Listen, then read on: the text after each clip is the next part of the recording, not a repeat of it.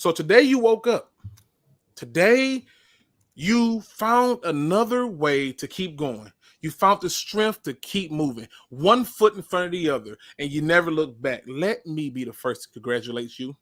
I know that these days gets very difficult. There are times where it doesn't seem like the world is quite fair, where it doesn't seem like things are quite going the way that you want, and they can sometimes weigh on your shoulders. But the reality is this.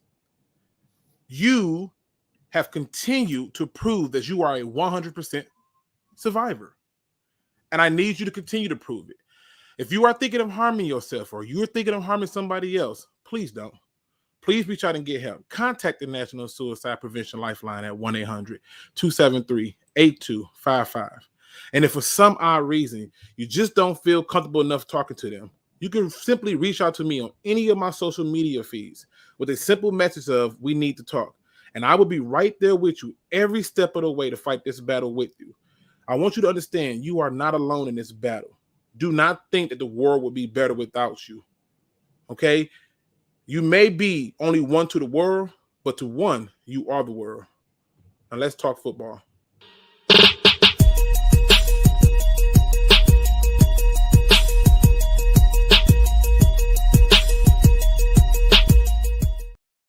What's going on, Pride Nation, and welcome back to another Field Review podcast show where we talk all things what? Detroit Lions football.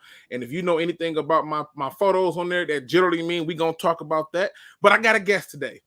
I had to ask him how to pronounce his last name, and y'all know I suck with name pronunciation. I'm going to botch his name. Don't y'all freaking judge me, okay? It happens, all right? I got the first part right. Even though it's an H in there, it's pretty simple. I'm talking about Woodward Sports Network, Adam, and I'm going to mess this up. Beydoun, did I say that right? Please say I said it right. You got it. No, it's really good. Beydoun, that's right. All right, man. Listen, I was struggling. I was nervous, and I was struggling. I said, I know I'm going to botch this name. You should have saw me trying to pronounce Godwin's name. So to this day, he's just going to be Godwin. It's not happening. It took me months to learn Levi Onwuzurike. I still don't know how to say it, so don't worry. I don't even try. I don't know. It's confusing. But, man, thanks for coming, man. I appreciate you for rocking, man. Yeah, man. No, I'm really happy to be here.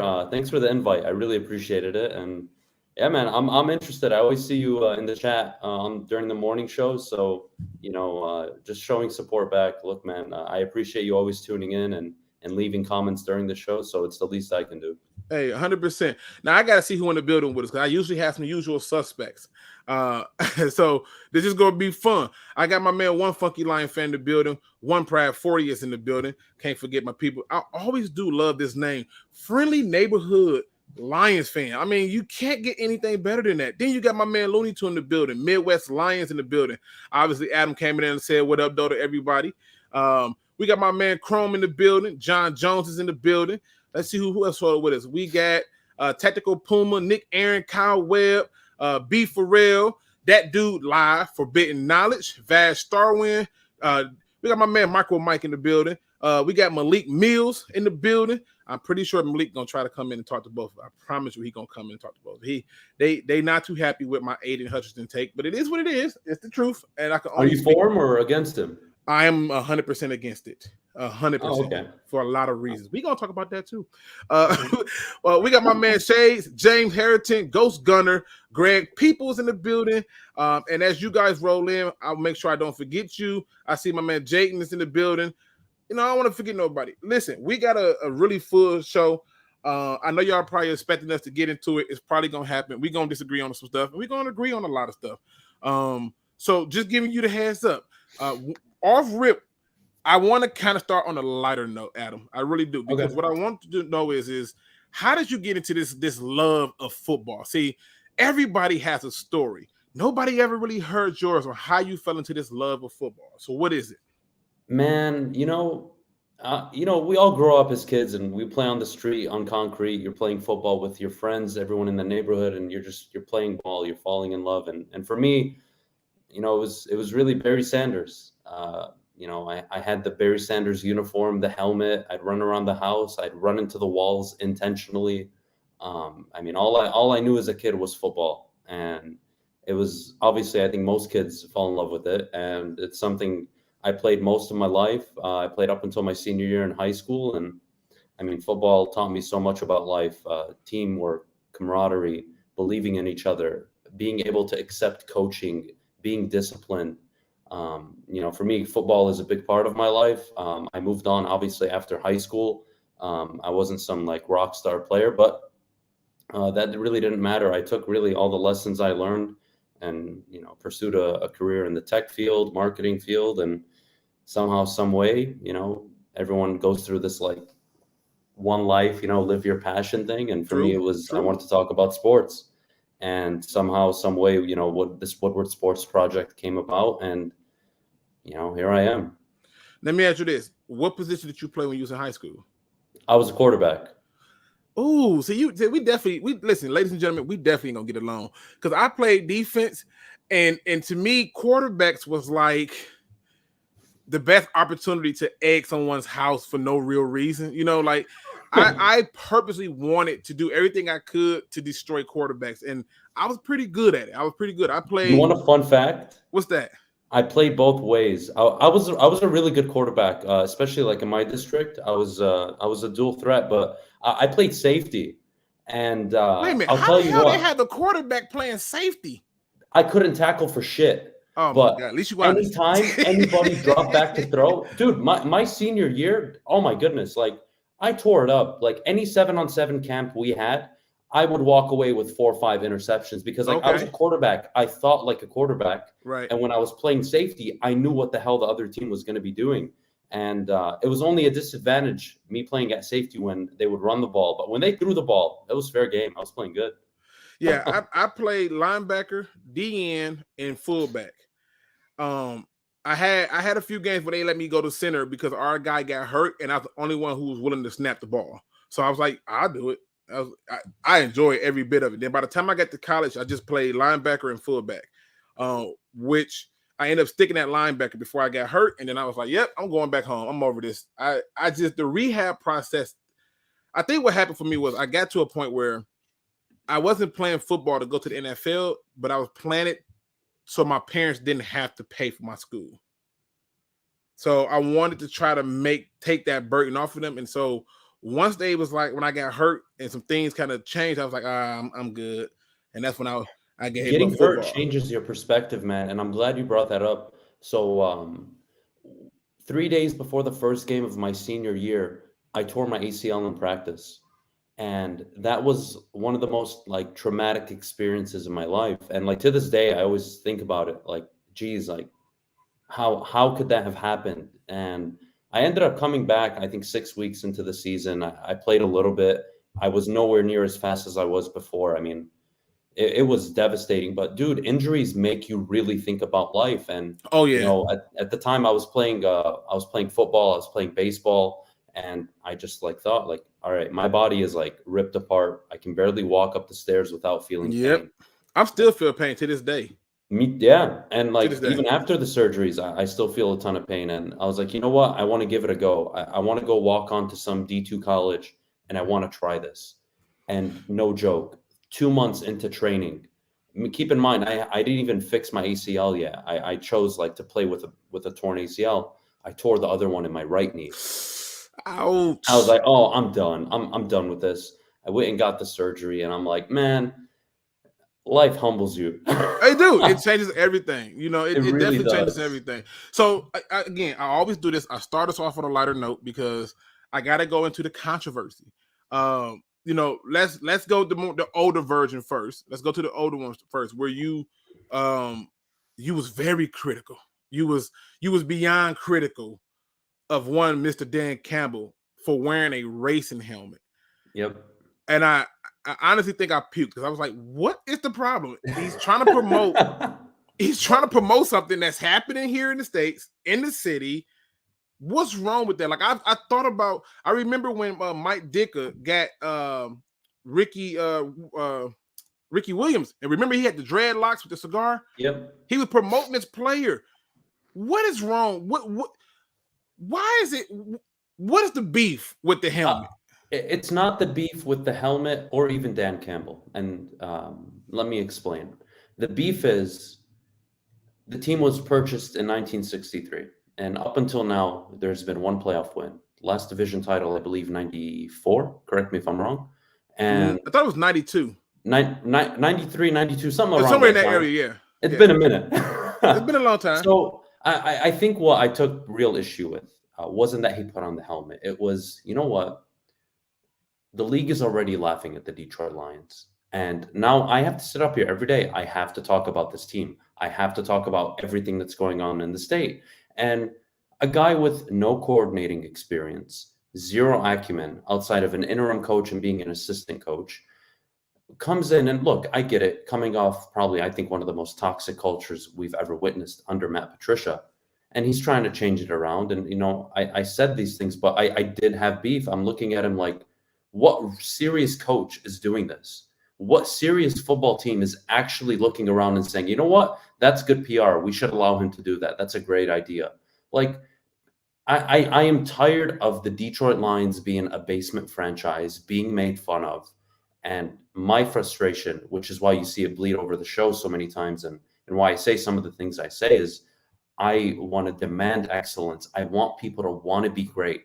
I don't want to sit here and say, well, you know, 9-7 and 9-7 is better than 5-11 and 6-10, Adam. Like, we're pulling hairs. And, you know, my wish is that this becomes a respectable franchise. In my opinion, the only way to do that is on the field, not off the field. And that's why I took issue with Dan Campbell and the whole racing thing. It's not really a personal thing against him. It's just like, dude, you're taking over one of the worst franchises, one of the, I'd say, a bottom 5 roster in the NFL. Well, let's try to put it, but let's put it more in perspective, though, right? Mm-hmm. Let's put it more in perspective. Let's say, for example, right, like everybody has a story, right? We've all had some type of hardship or something in life, right? Yep. And one of the things that's happened with me is I've been homeless before, right? Okay. So as a person who's been homeless before, I'll never forget the first time I just got to stay in the hotel room, right? And you talking about a guy who's had a pretty rough history when he was homeless. And now here I am able to afford a freaking hotel room. And so at that point, for me, I look at football in the same light. What was the reaction and the joy that I felt in this moment? And how do I promote myself to be better? Well, for me, it was being able to get into that hotel room, to get a real freaking shower instead of having to sneak into like Kroger's and Walmart's and stuff to take, you know, to wash up and stuff in bathroom stalls. It gave me an opportunity to do some things different, right? When I look at Dan Campbell, and you talk about he coming in to one of the worst franchise in NFL history, which, I mean, it probably could be debate between them and the Browns, but I get what you're saying. You're one of the worst teams coming into. Field, I'm not. Yeah, on the field, they're historically one of the worst teams. True.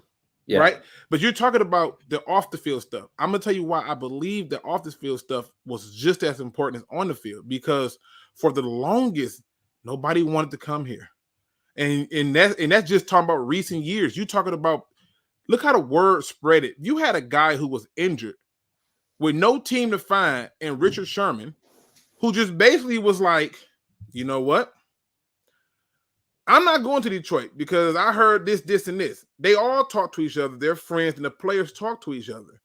And nobody wanted to come to a Patricia team other than former Patriot players, because they knew they wasn't starting nowhere else but here. Here's looking at you, Tavon Wilson, right? So I look at it and say, dang, what did Dan Campbell change immediately? There were so many players, George Kittle, so many players who was going to be free agents this year who talked about Dan Campbell and saying, man, I like what they're doing over there. I like the fact that the coach cares and this and that. And there's all the different things that came into play that he did by showing his personality. And if you go back and you look at some of the best coaches who have had that same attitude, I know everybody don't like Rex Ryan, but Rex Ryan got a lot out of a team that was really dumpster fire talent outside of maybe 4 players, maybe 4. Yeah, the offense was a dumpster fire, but he did a hell of a job on defense. A hell of a job, because they responded to his attitude. Mm-hmm. And one prayer for it. I told you I botched his name. What I say his name was? You know that, but you know what I was saying, people.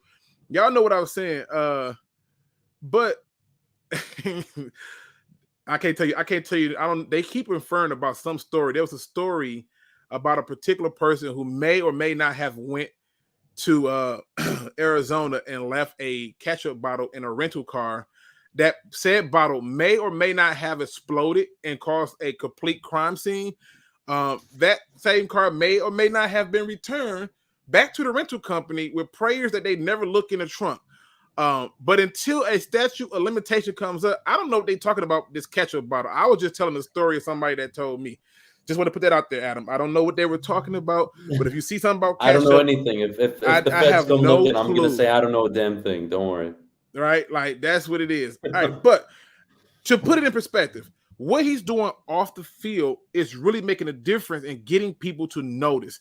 It is not just the coaching staff and with other players. Jamal Williams said he had multiple offers. He chose here. And a host of other players said they had multiple offers and they chose here. So I'm just saying the off-field stuff do matter. It is work with Bill Belichick, who you like, oh, he don't say anything in the meetings. Exactly. They feel comfortable in knowing that he's not going to divulge certain information. But it's also been very beneficial for people like Pete Carroll and people like when he was in the NFL, Jim Harbaugh. I think that the off-field matters. I think I actually agree with you. But this is where I think this is where we're gonna split, because you can bring up a Pete Carroll, we bring up a Jim Harbaugh, but they were successful coaches before any of this. Pete Carroll was dominating college football at USC and had built one of the mecca brands. But that's not the NFL, though. It's not the NFL. I understand, but they had experience. And no, it wasn't the NFL, but Pete Carroll and Jim Harbaugh are two of the guys who shut everybody up. And they walked in from college, got to the NFL. Carroll went to 2 Super Bowls. Harbaugh went to 3 straight NFC title games and then got to a Super Bowl. I mean, so I really do, and I really mean this, Luke. I do want to give Campbell time and the benefit of the doubt. But when you are the head coach of the Detroit Lions, and again, that's how you act before ever playing a game, before ever winning a game. Like, for me, it's not my style. And I don't mind people having a different taste and a different style. But for me, that doesn't work for me. And no, that doesn't mean I liked Matt Patricia. God, no. But what it does mean is there are things I can like about somebody and things that I don't like about somebody. And no, I agree with that. But, and I think it's fair to say what you just said for really the most part is fair. And I think culture needed to change in Detroit. We all can agree the things that were left over from Quin Trisha was really damaging. True. But may I remind people, there are people in the front office that were there and allowed it to happen. And as somebody that's worked in a leadership role at multiple companies, I am responsible for that. Not the guys that made our team, destroyed the salary cap, destroyed the roster by signing everybody from New England. No, pissed off everybody in the media. The beat writers hated him. No. My fault. I lead the company. And at Woodward Sports, if our graphics and video department, let's say they're underperforming and they're not meeting quota, or we're making a ton of mistakes on social media, or things aren't going the way they're supposed to be, that is my fault at the end of the day. And that is leadership's fault. So that's where, my brain goes. Let's not forget Rodwood, Sheila, Martha. They allowed this group of idiots, we can all agree, they were idiots. They allowed them to make the future decision of the franchise with the number 3 overall pick in a quarterback class that had 3 to 4 capable quarterbacks, knowing that Matthew Stafford was on his way out and that he didn't want to be there for another rebuild. And they allowed them and pressured them, not only allowed them, they pressured them into drafting Jeff Okudah. Why? Because they said, we expect to win football games this year. And when you set up a team that was not ready to win, we can all agree that roster was not capable of winning 10, 11, 12 games. When you put those expectations and set them up to fail from the beginning, that is completely on leadership and management. So that's kind of where I deviate, I think, from a lot of people, because I do hold on to that and I do remember that. No, and I think even if you did held on to it, and just for a quick segment, I am gonna let y'all ask questions. I ain't gonna let them get up out of here without getting some questions asked. This is y'all chance. I'm here. I'm not going anywhere. Don't worry. But it's one of the things that, like I said, everything that you addressed was from the head up. that doesn't fall on the guy who's being brought in to fix it. Even when you're doing the Woodward Sports stuff, you have to still come in, identify said problem, and come with solution.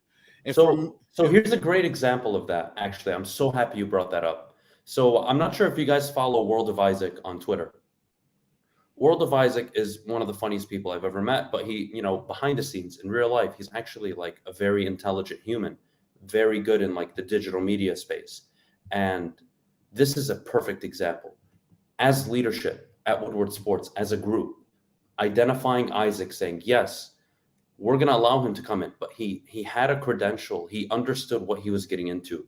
And what's really important is to allow those people to do their work. But you have to remember, it's not like the track record of things working is so clear. This isn't the Steelers. This isn't the Ravens. True. This is the Lions. And fair or not, and that's, I think, where people get frustrated. They want to give things a new chance. But the truth is, it's never worked. And we've been saying it's going to work before I was even alive. And that's concerning to me. And it's the same pattern of behavior. I always look at behavior. How are things going about? Where was Dan Campbell being interviewed? And not to discredit him. Look, he's the head coach. You're going to have to deal with him, I think, for the next 3 years, whether people like him or not. But having said that, he cold called Sheila and pitched himself. And yes, he wanted to be here. Yes, he wanted to coach the team. And I think there is some value in that. Well, like I said, you know where I'm going with this? No, I know where you're going. I'm not even disagreeing with those aspects. I'm just saying that even me, and I'm in a position where I got to make some hard decisions. I've told you what I do for a living. Yep. And so I have to make some hard decisions. Even I have to come into it with a solution-based approach. And what I'm saying is, if he's there, he's looking, and let's say if the issue is they don't have talent, how do I get talent here when the word is... He needs to put his foot down, though. But he can't do that. And I'm going to tell you why. He can't do that because Patricia put his foot in everybody's mouth. And so now at this point, if you bring in somebody who's half that, it's much of the same for the players. See, I disagree. That's the problem. There are leaders that can be compassionate, empathetic, and totally relatable, but no one to put their foot down and no one to say, hey, we need these core fundamental things to operate. If we don't have these things, we will fail. And Dan Campbell needs to do that. He needs to put his foot down. And I think he does, though. I think he does to an extent, but I think like comments like, well, he shouldn't be that aggressive, or he can't do that. Like, that is a front office issue. That is an overarching cloud over Allen Park and Ford Field that has been there forever. It's been buddy hires. I'm going to hire this guy because he was a great friend of the franchise, great friend of the lawyer. It is a constant revolving door of the same things. And, with Sheila, it's only time will tell with Sheila. And the same for Dan Campbell. And I don't have a choice. I have to give them time. I look at Dan Campbell like this, Adam. I think at the very least, you need Dan Campbell to have all the support because you need him to do a hard reset. And a hard reset doesn't necessarily mean he's going to get you to the Super Bowl. It can mean that he sets you up in a better position. Like a Mark Jackson? Don't even get me started on Lamar Jackson. You're gonna have. Oh, don't get me started. I would be. I like Lamar, but oh no, I meant Mark Jackson. Mark Jackson. Like, you're talking about like handing the baton so they go to the next level, right? He could be like one of those guys that set it up. You know what I'm saying? That set it up in a way to where he do. And if he exceed that and go to a Super Bowl, great. But if he sets like it up, Rick Carlisle basically before Larry Brown with the Pistons. I thought that was more Larry Brown than Rick Carlisle. I know, but I'm saying, I know, but they got to a conference final. They did, but yeah. I'm just saying, if he's that person for him, cool. But the only way he can do that is to be relatable to people who wants to come here because they feel a connection to the coach. Now, I want to switch gears because they got this question up, and I left it up for you. It says, from Dr. Detroit, he says, Luke, can we ask Adam a question? I would like to know, given the Lions situation at quarterback, what is his ideal fix, if any, at quarterback in a timeline, please and thank you. So I would love to answer this in 3 months, but I can give you a good answer right now. Listen, I like that answer right there. Depending on where they pick. It depends on where they pick, right? So if I'm a GM, and again, I'm going to support Brad Holmes. If he believes Kenny Pickett is a franchise-changing quarterback, he should do everything in his power to make sure he gets him. Having said that, a general fix, I think Goff is on the books next year, guys, for 30 mil. The guy just showed he still has something in him. You're going to play him next year. There is technically no rush on drafting a quarterback. Having said that, if you want to groom one for a year, take a chance on somebody in the second round, third, fourth round. Be my guest. Play him later on in the year when you're just done with Goff and this team isn't realistically a playoff team, although I think they can overachieve next year, but that's a different conversation.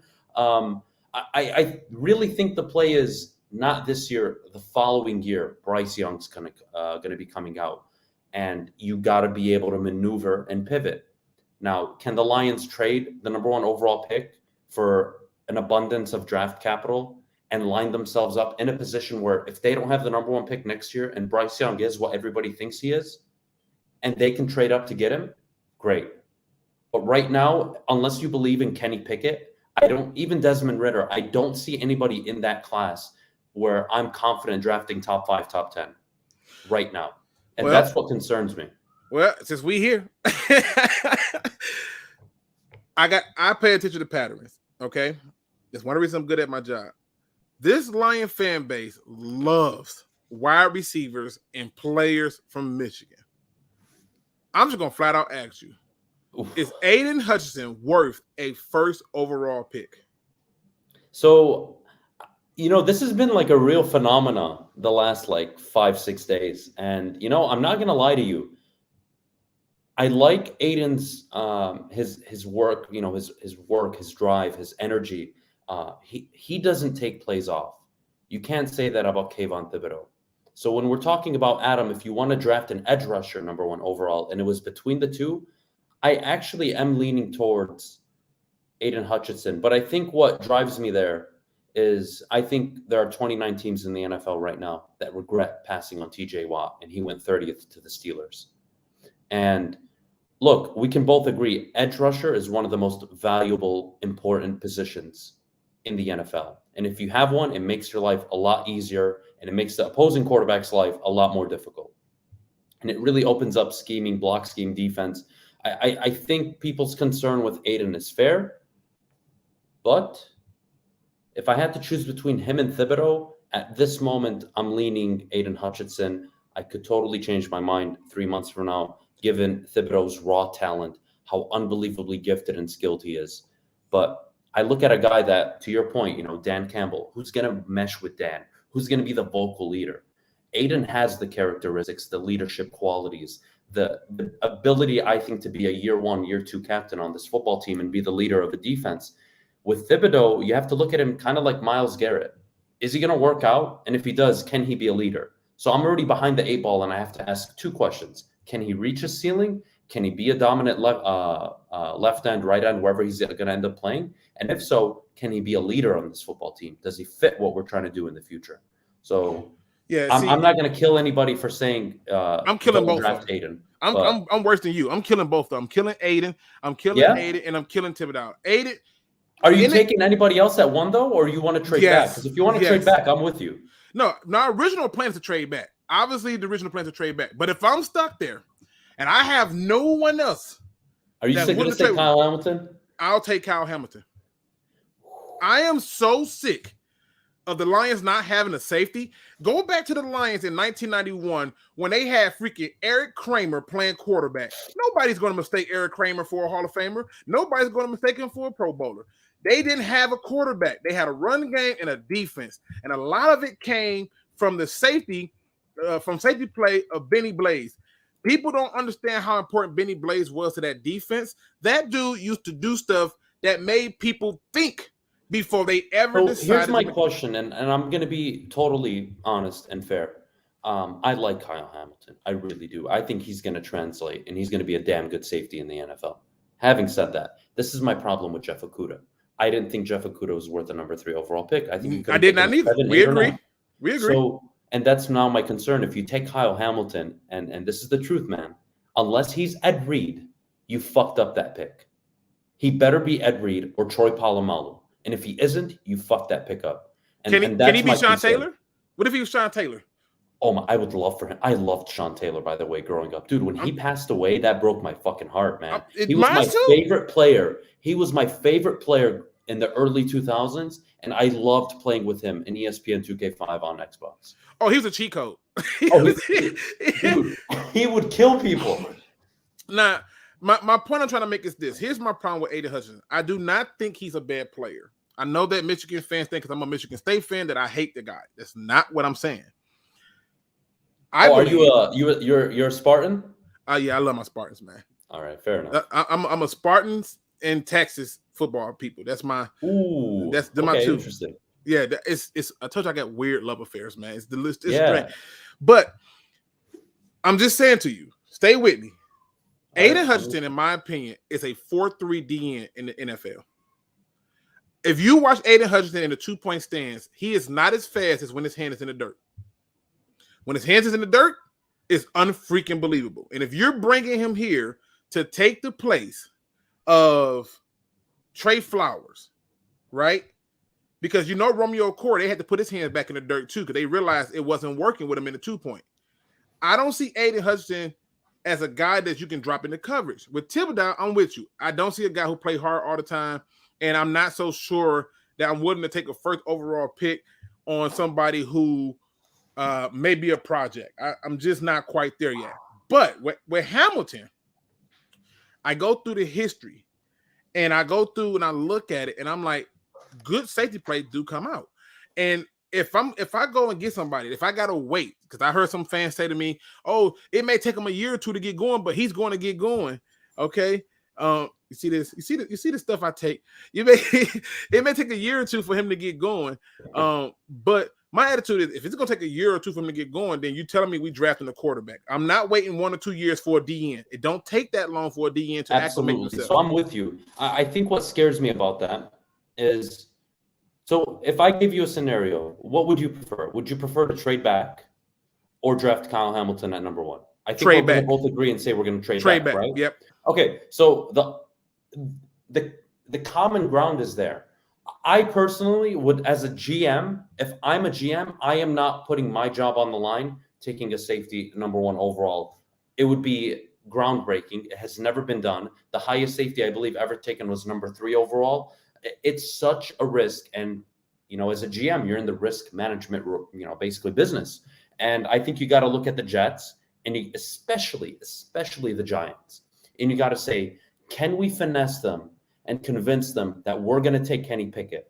And are they going to be willing to give us their 2 top 10 picks? And if you can trade back and get that, I would feel so much comfortable than trying to take a huge chance, even on Aiden at 1, let alone Thibodeau or Kyle Hamilton. There's so much risk involved. And I do understand Lions fans' frustrations. Like, we finally get the number 1 overall pick. Bryce Young is about to win the Heisman, but he doesn't come out till next year. So that's a bit of a tricky situation. But I think the best case scenario is you steal the Giants picks. I mean, listen, like I said, in terms of being able to trade down, I think that's what most football heads want. But if I'm stuck there, and like you said, it's a risk either way. If it's a risk either way, I'm taking the guy that I think can have a more of an impact. If you were the GM and you told me that, I would support you. And I'm being honest. I support GMs that when they're all in on a player, they go all in. And if you're telling me that Brad Holmes is all in on Kyle Hamilton, he should absolutely take him number 1. But me personally, I'm not all in on Kyle Hamilton where I'm going to take him number 1. So that's just like my opinion. But if the GM comes out and says, this is our guy, even if I totally disagree with it, if he tells me he's all in, his scouts, his entire front office, everybody is on the same page, and they do it, I have to shut up and agree with them. I wouldn't say agree, but I have to support it, saying, you know what? He's putting his job on the line. He's making that decision. Me personally, I'm not risking taking a safety at 1, even if he works out. Guys, we're talking about the number 1 overall pick. You're expecting a Hall of Fame player here, even in the top 3. I made this comparison when we took Jeff Okudah. Jeff Okudah better be Deion Sanders, or it's a goddamn bust. Oh, man. You got to be primetime, Champ Bailey. You got to be one of those guys for me to take you at 3, buddy. Yeah, and that's facts. And the worst part is that's one of my most hated videos when I said Jeff Okudah's not worth a top 10 pick. And people's like, "Oh, you out of your mind?" I'm like, "He's a safety." Luke, he hasn't took it a snap, man. You can't. He's a safety in the NFL. No, he's not. Yeah, he's a safety. Well, I mean, since we're talking about Jeff Okudah, and I haven't really had a chance to talk about him on the show. We'll probably get to more about him in the offseason, but torn Achilles, that's a devastating injury. Ask Kobe, ask KD. They never come back the same. These guys do not return from Achilles injuries as fast as they were before. So do you move Okudah to safety? Is that the play? Do you save yourself the effort there? And yeah, I can't disagree with you when you say that. And for me, I'm just trying to salvage Okudah. Like you spend a first round pick on him. You can't miss. Missing on first round picks is how you stay at the bottom of the league. Hitting on the second, third, and fourth round guys is how you win Super Bowls. And you got to start hitting on first round picks. Brad Holmes hit on Penei Sewell. I don't think anybody can argue with that right now. And the facts are, if you can follow it up by hitting, what is it? You don't? Like, wait, I got to show you this. What up? Wait, you said I don't think anybody can argue with that. That's what you said. I have with Penei Sewell working out at number 7. No, I don't. I think that's the right decision. Oh, are you in the Parsons side of things? Because I don't agree with that. A little bit of a follow up here. No, I am literally I am under the belief that we should have took him. In fact, I predicted that we would. I predicted it months out. I predicted we would take TJ Hutchinson. I predicted we would take Isaiah Simmons, but like you said, you let two ridiculously idiots stay in on the hot seat, make a decision pertaining to something. But this guy right here, which I keep referencing this because I just want to see how this aged well, but you got to hear this. All right. You got to hear this because I think it's funny. Let's see if it comes up. I hope everybody's enjoying draft night, and the next pick is just in, and the Detroit Lions really suck, man. They just wasted their first round pick on Penei Sewell, and I think he's going to be a bust. When I watched the film, I saw him getting pushed back with sloppy footwork and a sloppy stance. I guess everybody is watching him in shorts and thinking that he's really good, or watching when they played a crappy school, him pushing back some guy that we don't even know his name. Okay, maybe that's the case, but for me, when I watched the toughest game that they played, Penei Sewell got pushed back, knocked on his ass, jagged footwork. I did not think he was the top left tackle prospect. And also, with how deep the left tackle position is this year, they really didn't need to make this pick. They could have just gotten a left tackle in the second round. They didn't need to overcompensate here. And how the hell do you pass on Devonta Smith or let Patrick Surtain go all the way down to the Broncos at 9? I mean, first off, offensively for the Lions, they don't have anybody to throw to. So I have no idea in their minds what they think is going to happen when Jared Goff goes out there and starts slinging it around. It's going to be a nightmare. They're not going to be able to score points. So for me, the Lions fans, you can enjoy having someone who thinks he's the Big Lebowski as head coach, but this is a bad organization, and they're just going to keep getting worse. For me, I think the writing was on the wall with Matt Stafford wanting nothing to do with them, and they were forced to downgrade at quarterback.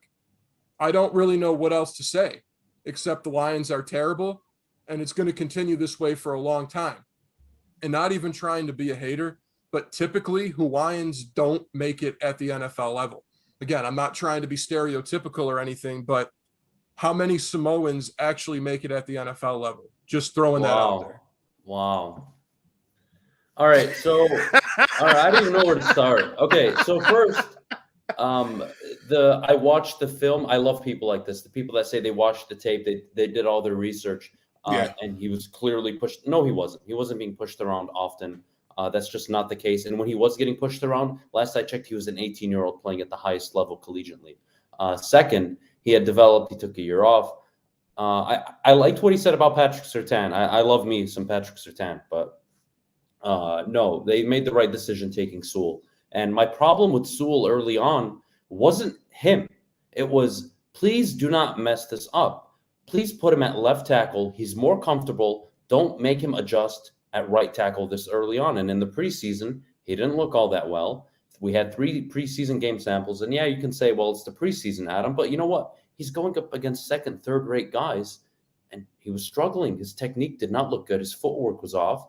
And then, of course, there was a blessing in disguise. Taylor Decker got hurt. And we all know what happened from there. The kid shined. And he got in football shape. He was coached extremely well up and from week 1 all the way till now. And he made the transition to right tackle. He really did. And it's really good to see. It really is. Yeah, this guy, when he made this video, I tried to do a video. That was draft night he made it, right? Yeah. What an idiot. Yeah. And he did a follow-up too. He doubled down. Like he doubled down later at it, said basically called us idiots and stuff. And I just find it funny. So I keep playing it. I think it's hilarious. But I was okay with them putting them at right tackle. And I'm gonna tell you why. The Lions had a chance to do something that they have never done in their history, complete an offensive line.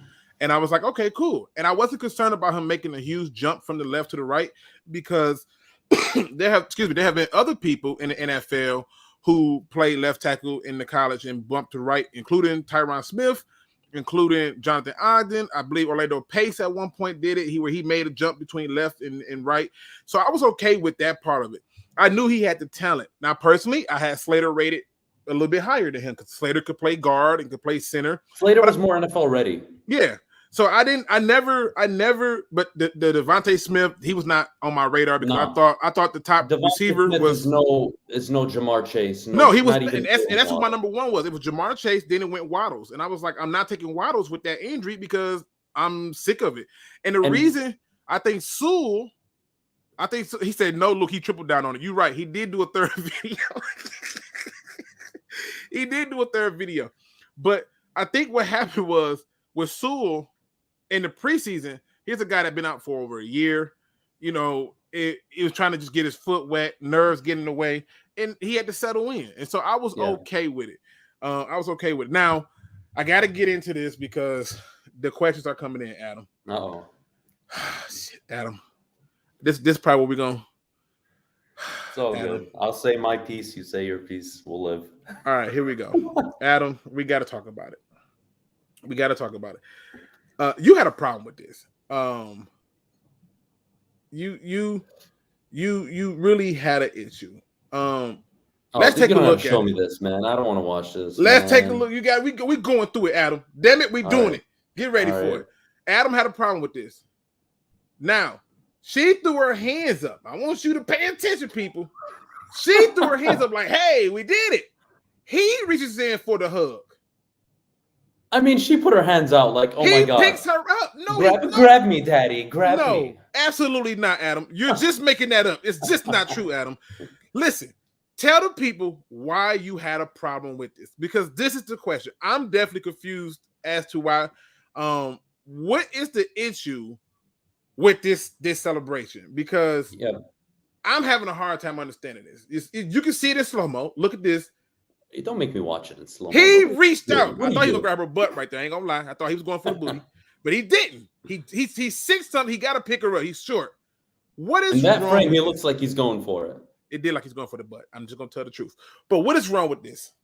Tell me. All right, I'll tell you guys everything wrong with it, and if you don't agree, I totally respect that.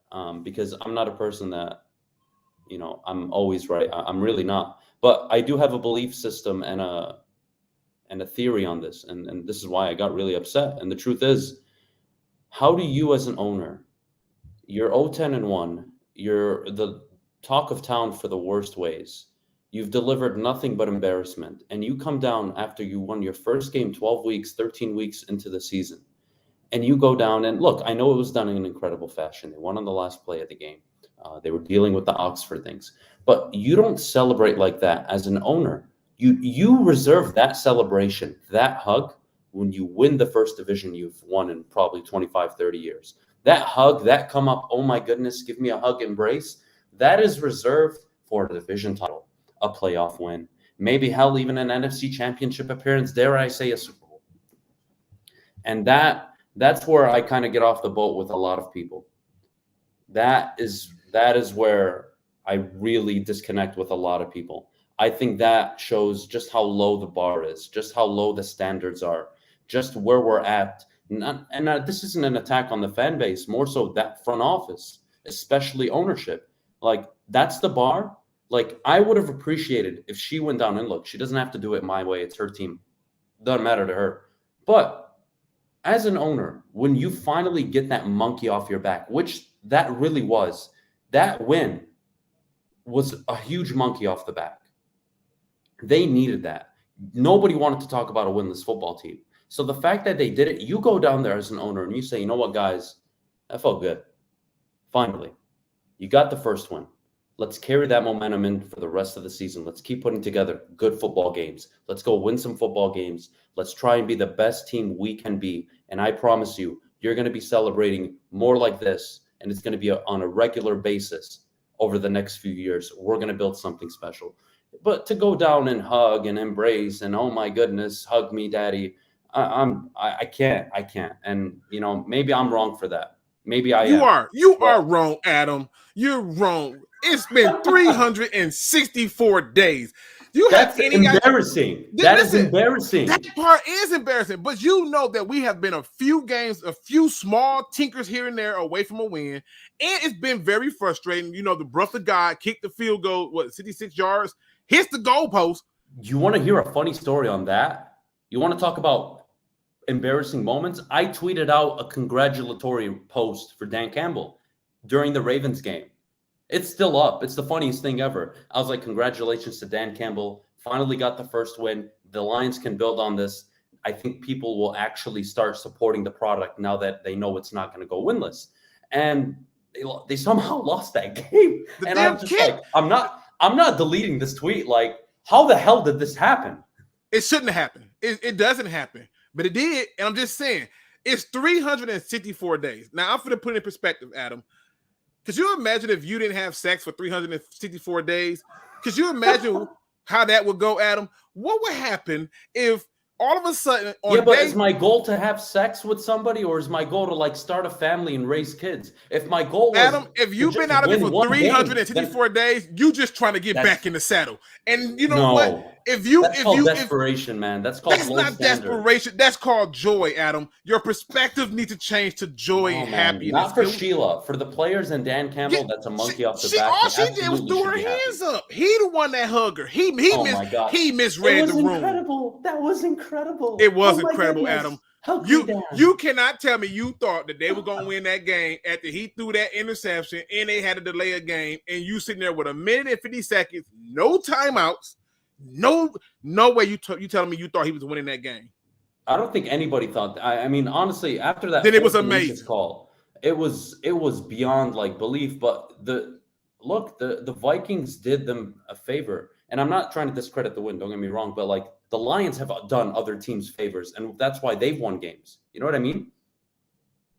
And the Lions finally went up against a team that decided, you know what? We want to be stupid today.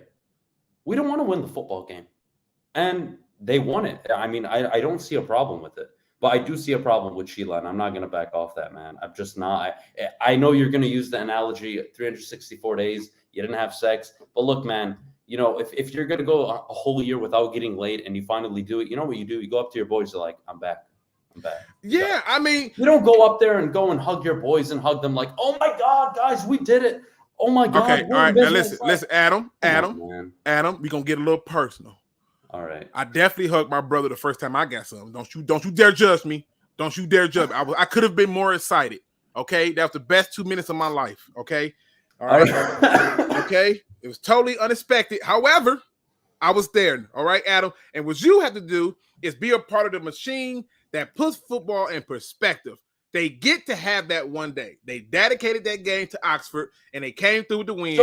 So this is where people are mistaken. This is where people are really mistaken. And I really want to tell the story. And everybody who's listening, please listen. Monday, we did the show. Kennedy was not on the show. She was out sick that day, or she had something to do. I forget what it was. And I went up there, and I kept getting pressed in the comment section. What'd you make of Sheila? And I didn't like it, but I was not going to do it that Monday after Michigan had just won the Big Ten championship, after Oxford dealt with what they dealt with, and the win that the Lions finally got. I said it multiple times during the Monday show. I'm not doing this Monday. Maybe later in the week, if you guys want to revisit, I'll talk about it. But I'm not interested in talking about this today. And what happened? Tuesday rolls along. Kennedy puts puts a segment in the show that we agreed on. We wanted to talk about Dan Campbell's coaching decisions. It had nothing to do with Sheila. And out of nowhere, on my screen in the studio, I have to watch the video you just watched. And I'm not going to lie, like I did get triggered. I didn't like it. And I just said what I really felt and what I really thought about it. And the rest is history, really. Look, I just want you to know, right, that the people need to have their moment of joy. 364 days is long. But just in case you missed it, if you thought that celebration was ridiculous, check this one out. This one was even more impressive. Also struggling because while it'd be very humorous to see the Lions win, I still want to hold true that the Lions' first win is against the Minnesota Vikings. And you might be like, Tom, that sounds like an awful game. Why is that your game of the week? Well, my friends, because for weeks I have been proclaiming that the Detroit Lions would get their first win of the season against the Minnesota Vikings. 4 seconds left. 4th and 2. From the 11. Goff. Looking. Firing. Touchdown! Oh my God! The Lions win! The Lions win! Holy shit! The Lions win! No time on the clock! I told you! I told you! Oh my God! Oh my God! The Lions win! They win! Oh my God! Benji with a fitty! The Gavin, the Pope did it! Oh my God! Yes! Yes! I told you! I called it weeks ago! 364 days! Nostradamus strikes again! I called it. I frackin' called it! Pick up the damn phone! Cause I called it! Where's Calvin? I love Let's this get guy. him in here. Calvin! I love this guy. He's going to get Calvin. Watch Calvin. Larold! The Lion. Calvin! Oh my God. Tonight, you are champions! See, that's embarrassing though. It's freaking hilarious. It's comedy. But Jesus Christ, like people around the world are celebrating for the Lions because He's they a won goddamn Packer football fan, game. though. I know he is. You know what's funny? I actually emailed him. I want to say like 6-8 weeks ago. I was gonna see if I could get him on the morning show. No, he didn't. But it's cool. But I love that response. That is so funny, man. Oh my goodness. And it's genuine. So shout out to my man Tom Grassi over there talking Packers football. And shout out to my man Easy. I see Easy's in the building. Yeah. You know, y'all better be real careful what y'all say. He on patrol. He ain't playing. I also see one of my favorite family members of all time, Roar of the Lions UK, is in the building. What's going on, gentlemen? Great show that you guys do over there. I don't know how they know so much about what's happening here in the States, literally in the UK. I have no clue. I mean, it's not like they're banned from internet access. I mean, yeah, but you don't get it though. Like it's not just the football. Like they know the music changes and like the local stuff. Like you know, I lived when I was working overseas. I got to live in Paris for almost a month. Oh yeah, we're flossing today. Yeah, like that was I didn't like it. I actually hated Paris. I did not like it at all. People are a bunch of jackasses there, but that's a whole different conversation. The point was, you know, I was moving like back and forth from Paris back to Dubai, Stockholm, because my work just required me to travel there because that's where the headquarters were. And long story short, I'd have to watch the Lions game at freaking 1 a.m, 2, 3 a.m. Ouch. Especially the 4 o'clock games. And I would have to like try and stay up all night, go to sleep at 4, wake up at 6 local time, and then go to work and act like, yeah, I slept the whole night. That was probably the craziest Lions football season ever.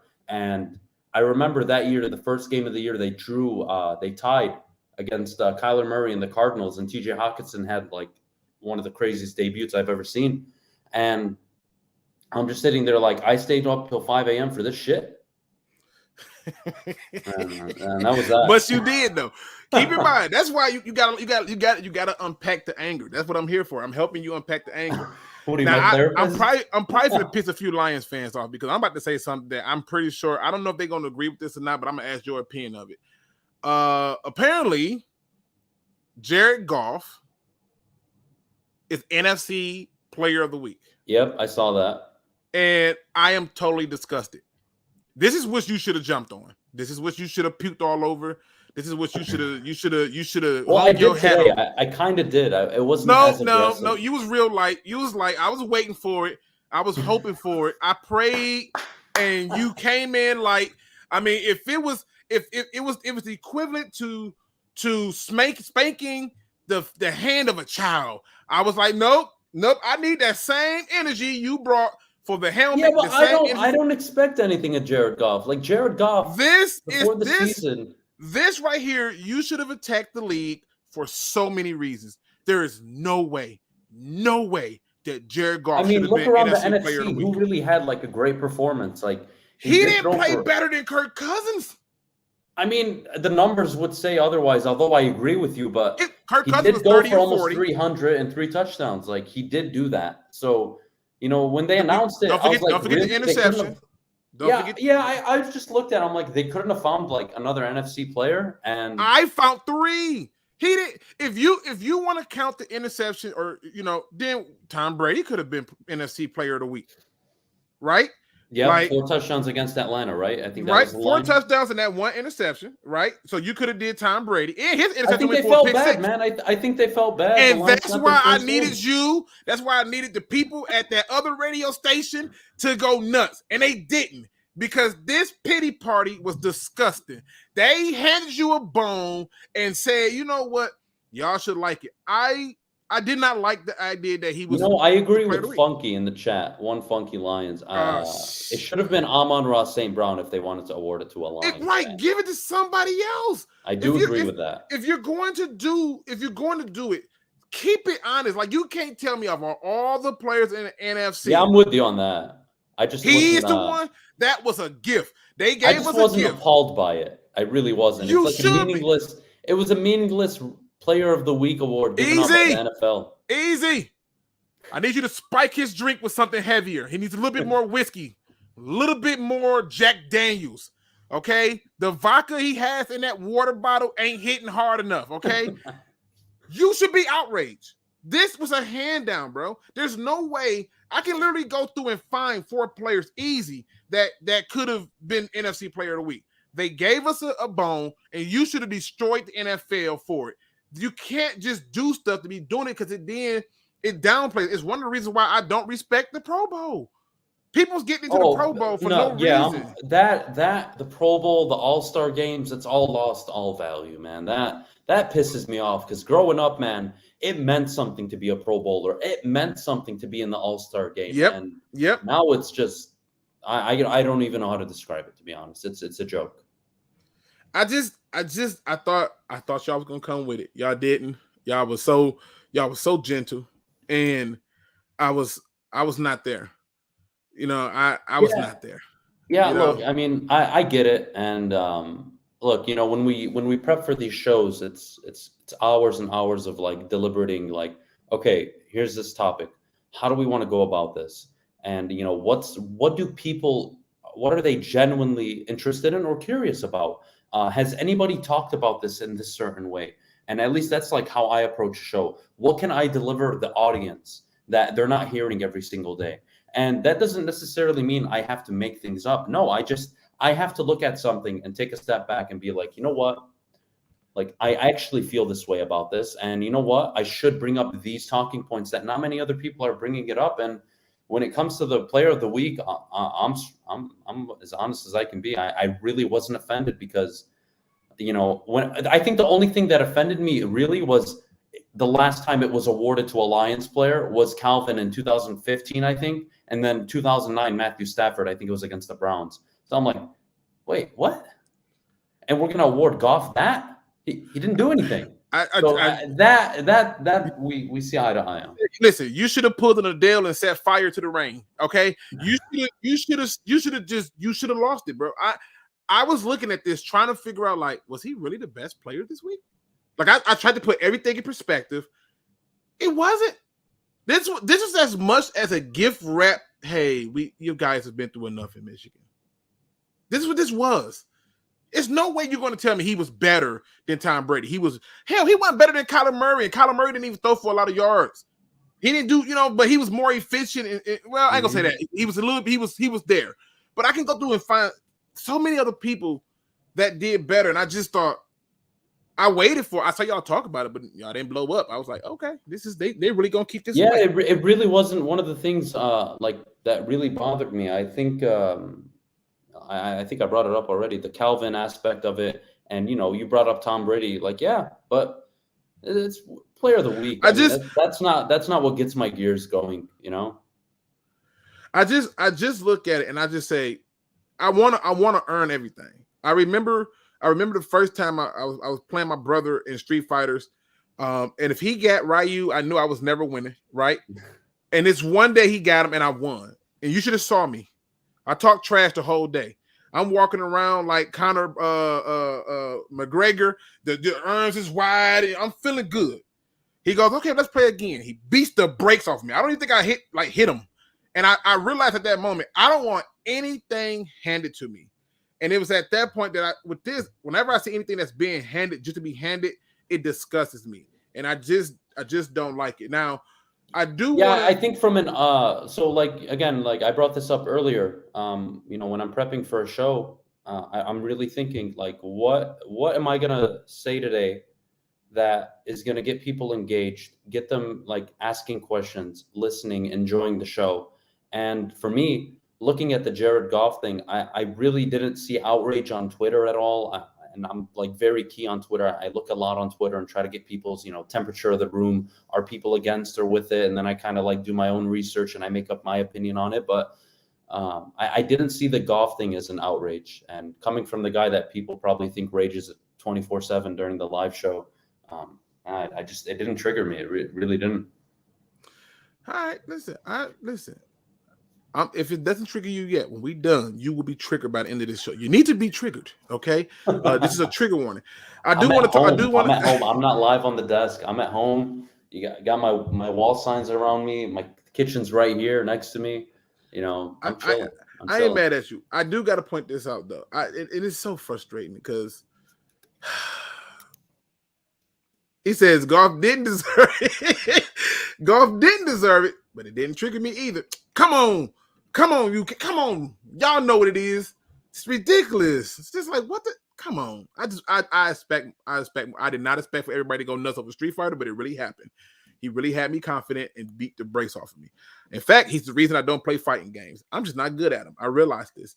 But we obviously got to talk about the game coming up on Sunday. But I had to bring in an obscure topic because I don't know if you know this. But I happen to see this. I happen to see this, and then I guess I get back to a little draft talk. But did you know that Jared Goff is in some very special company when it comes to gameplay? Because if I had to ask you to name a quarterback that you would think he would be in the mix with, who would you say? Stats wise, or like who I think he's like comparable to? Stats wise. Well, he's put up really good numbers, so I'm sure it's probably a quarterback we can all agree he's not even close to. But stats wise, he's played 6 years now, probably about 15,000, 20,000 yards. Look, listen, just do this year. Just do this year. We keep it simple. Just this year. Okay. Just this year. Who would you think he would be comparable to in stats wise just this year? Around the league right now, stat wise? Mm-hmm.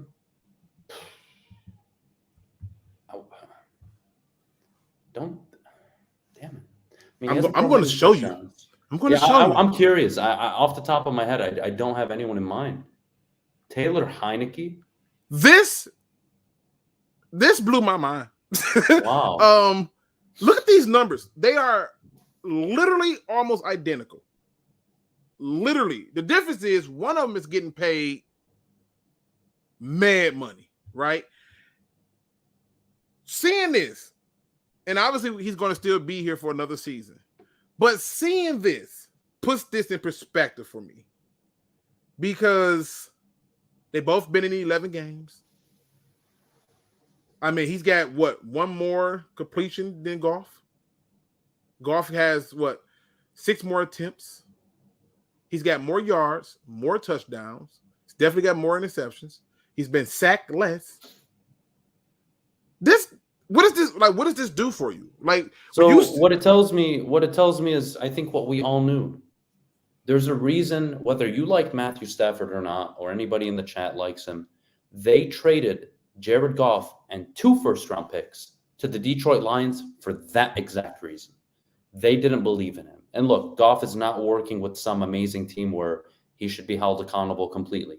Having said that, Jared Goff has been regressing since his peak year with the Rams, I believe his 3rd season.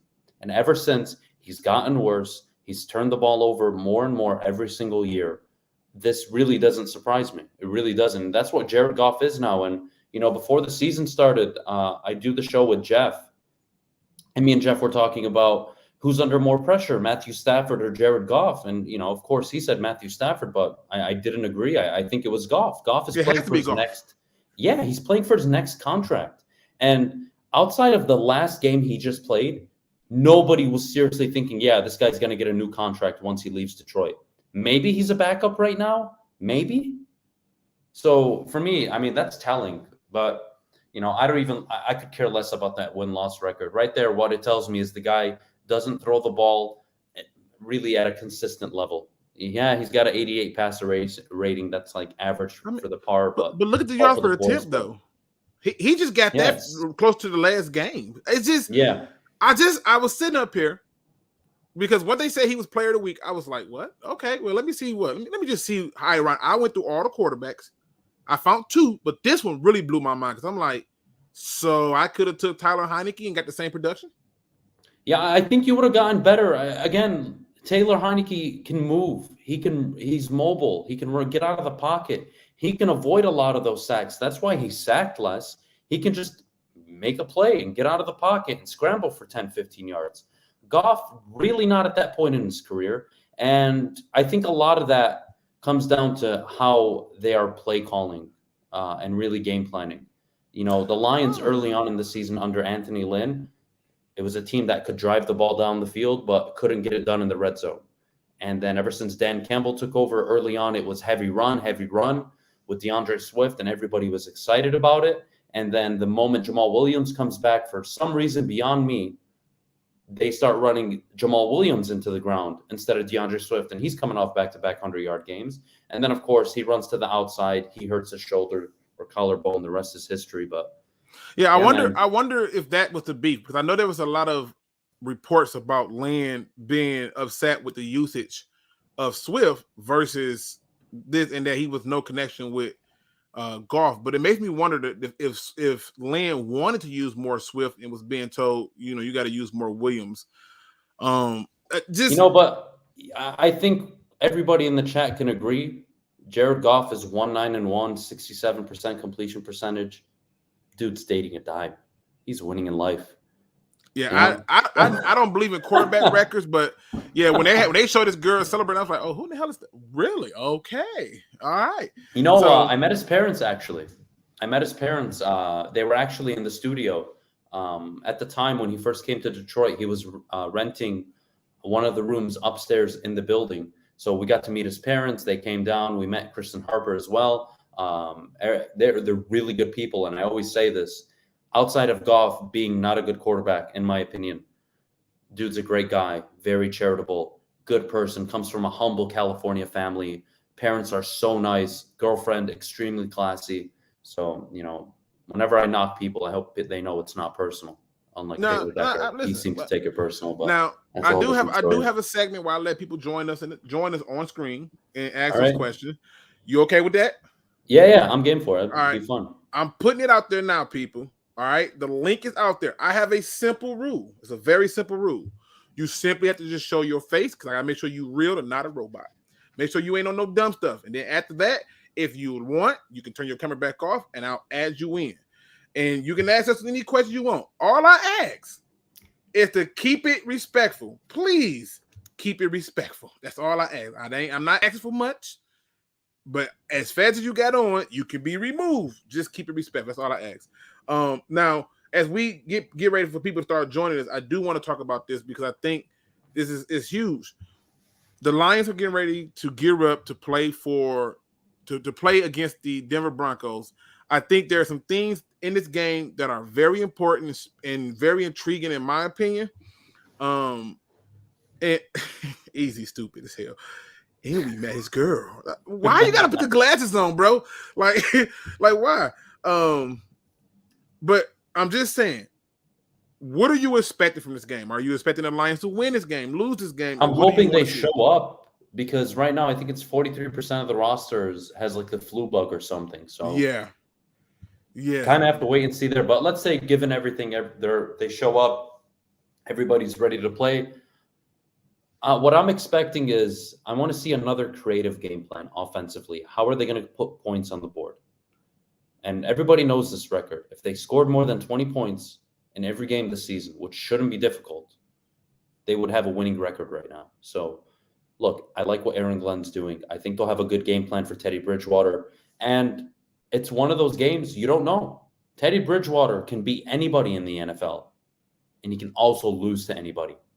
So, having said that, kind of have to wait and see how that plays out. I'm really curious. But look, I'm expecting a good offensive game plan. I want to see another performance where I see 26, 27 points on the board. That would be ideal. But they're going up against Patrick Surtain and Vic Fangio's defense. So we'll have to see how prepared they come. I not only do I think we win the game, I expect us to win. I think the NFL did us a favor. Usually we play those games at 1:00. They moved it to 4. That's huge. Yep. That's huge. Usually there's that time zone difference and everybody's body's all sluggish. So that 4:00 time is dope. I see you in the back, Malik. I got you, bro. That 4:00 time is dope to me. And I think we're going to run the ball. I think you're going to get if Swift don't come back, you're going to get a whole lot of Jamar, Godwin, everybody. Like, they're going to be. I want to see Jamar more. I do too. I know. I like Jamal Williams. He's hilarious. I mean, he's literally a soundbite machine. Media love him. I want to see Jamar. Get him 14, 15 carries. I want to see that. To find an explosive back in the 7th round like him, that's a good find. It shows that you don't have to be drafting a running back in the top 5, top 10, top 15. It's just not the NFL anymore. So I kind of want to see more of the kid. I really do. Now, I'm going to bring Malik in because Malik been waiting patiently like 50 Cent. So let me get him in the building. Malik, what up, though? What up? How everybody doing tonight? I'm good. What's up, Malik? How are you, man? Malik, what you got for the show? You got a question for me, a question for Adam, or you just want to tell us we both suck? How you want to go for this? I got a question and I got a comment for Adam. I got a question for both of y'all, the question and a comment for Adam. All right, let's go. All right, my question is, with the outbreak of the flu, how many of our players do you think we will have available this weekend? Because they said today 22 players was not at practice today. Yep. Yeah, I wish I knew. I hope all of them. But if not, I mean, they're gonna have a problem. They're gonna have to call up a ton of people from the practice squad. Yep. I hope that's not the case. But I think I have a good feeling that they're gonna recover just fine. Everybody's been remote and at home. They've been away from each other. So I think they're kind of handling it the way they should be. And hope to God that the team feels a full roster. And Jordan played with the flu, so freak it, suck it up. This is football. Like, I'm not gonna lie, the flu sucks, but yeah, I think they'll be fine. I don't think they're getting ready to forfeit a game because they don't have anybody to play with. They'll make it work, and I think it'll be just fine. The biggest thing you probably should be concerned with is how it's going to change the game plan. That's the biggest thing. And to me, when I go into games, I ask the question of, one, what is it going to take to win this game and lose it, and then 2, when the game is over, did the head coach deploy the right game plan? If he did the right game plan, I'm doing good. Now, you said you got a question or a comment for Adam now, because I got people rolling up in here, so I want to make sure we get everybody in. All right, and then my comment is, I watched the show yesterday, and I like how you admitted. Was it yesterday or the day before? Yesterday, yeah. The day before, yeah. Blew my mind that he admitted that one, yeah. Yeah, when you admitted that you was wrong about Penei Sewell, I like how you admitted that, because when you watch ESPN and all that, none of them ain't gonna say, oh, they was wrong about a player or whatever. They just go on like they yeah. Look, man, I'm in a position where I get to talk about sports every day, and I'm so blessed. I really am. And what I refuse to do, and look, I'm not gonna say I'm wrong a lot, but when I am wrong, I'm willing to accept it And when it's about the Detroit Lions, believe me, I don't think there's anybody in Michigan that wants to be wrong more than I do about the Detroit Lions, because I want to be going to Ford Field and watching them playing meaningful games. I want to win a division. I want them going to the NFC title game. I want the same old Lions narrative gone, but I also have a job to do, and I do it the way I see fit. And when I'm wrong, man. And I think I owe that to people like you and everybody at home. If I sit up there and just ignore when I'm wrong, I don't think any of you should take me seriously. And I'm gonna say this and I'm gonna leave at the same time. And y'all can Appreciate talk you, about man. this. You know that Teddy Bridgewater was on the. If y'all remember, Teddy Bridgewater was on the Saints the same time Dan Campbell. So Dan Campbell know how to stop Teddy Bridgewater. You taking my content for tomorrow? God, good grief, Malik. All right, I'm gonna bring somebody in that I gotta bring. I see you in the back, Crimson. I see you back there. I see you in the back, Lions Rumble. I see you. But I'm gonna bring this person in because he's very familiar with Adam. He's a handsome young fella. Okay, he's a very charismatic young fella. And he can't help but to disagree with me just for the hell of it. I'm talking about my man Easy. It's Easy, baby. What's going on, Easy? Coming in all with the faces and stuff, bro. I gotta what up, man? I know there's people waiting. I gotta make a thumbnail, so I'll make it quick. I actually have a question I'm gonna give to you guys, and I'm gonna sit back and listen. Lions have, because it might be expected to be increased to $25 million in the cap next year. Lions looking to have, I think, 40 now, so it's like 60, 65. You take away like the rookie contracts. Who you guys been shopping free agents? You guys looking around? Like any names you want to drop? Yeah, I got a few, but go ahead. Yeah, well, I don't, so I'll let you go, Luke, because honestly, I don't think they're going to make any splashes. I think they'll go out and sign a ton of veteran free agents to kind of give this team more maturity, so it's not the youngest roster in the league. I don't see them making a big splash signing, and to be honest, if I'm a free agent, why am I coming to Detroit in my prime years unless they are completely overpaying me? Why am I coming to Detroit when they're not ready to win yet?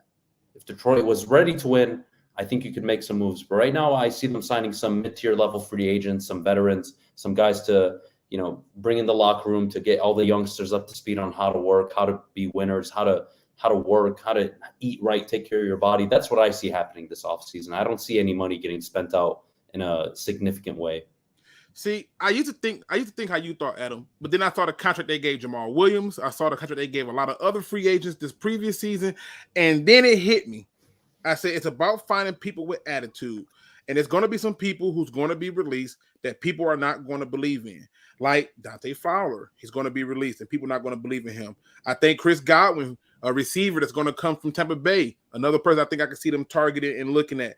And then one of the people that I think is going to be high on their market if they can even get him to look their way. And it's a name that people are not going to think is crazy, but it's Calais Campbell, somebody who's bringing leadership qualities and different attitudes to the team that I think we're lacking. Now, I got a few other people, but I'm saving that for the free agent show. So I can't don't give y'all throw away all of your it. content today. I can't give it all up, but yeah, I got those guys right there for me, man. All right, one last one then real quick. Go ahead. I like that Calais Campbell, by the way. That's a true kneecap biter. But the Calvin Johnson thing, how much is that going to hurt us in free agency? The whole situation that went down with him. You know what? It's not. I don't think that's going to hurt them in free agency. I think where that's going to hurt them is more so trust with the fan base and kind of having respect. Look, I don't know exactly what they need to do. I know there's some workmanship kind of deal that they need to make to be able to give him the money. But they need to figure it out. I don't care how they do it. They need to figure it out. It would go a long way with the fan base. It would go a long way with the media. And I don't think it affects them in free agency, because when you're a free agent and you're leaving your team that originally drafted you, and let's be honest, we're talking about free agents that are of high caliber. We're not talking about just like normal level guys. So if you think Devontae Adams, George Kittle, guys like this aren't coming because of Calvin, I don't think that's the case. When you're a free agent in your prime, you're thinking about two things. Where do I want to live? How much money I want to make? And maybe I can throw in a third thing. Do I want to be competing with a good football team? And if I don't, I'm taking the most money. If I do, I got to be very selective on where I go. Yeah, I don't think it affects us at all, because to me, there's a guy who's willing to put a freaking racing helmet on his head that people love. I know that's going to burn Adam up a little bit, but I got to do it. I think Dan Campbell's attitude is infectious, and people are going to come here for it. I've seen players do it, and I think it's going to happen. And without a shadow of a doubt, I expect for it to happen. But you know, Easy, anytime you come through, I'm always gonna make sure I get my man's on the show. Can't I mean, it's you. It's you. I'm about to kick you out though. I bring you back, bro. Hit the like button. Hey, hit that like button, people. I got Crimson back there, I see, and I also see you, my man, Lions Rumble. I'm gonna bring Lions Rumble in on this one. He's new to this. Mr. Lions Rumble 81. What's going on, bro? What you got for us? What up, though? What up, though? What's Hey, up, what man? a How fun are you? Nice to platform, finally man. see you in person. Well, kind of video, but you know what I mean.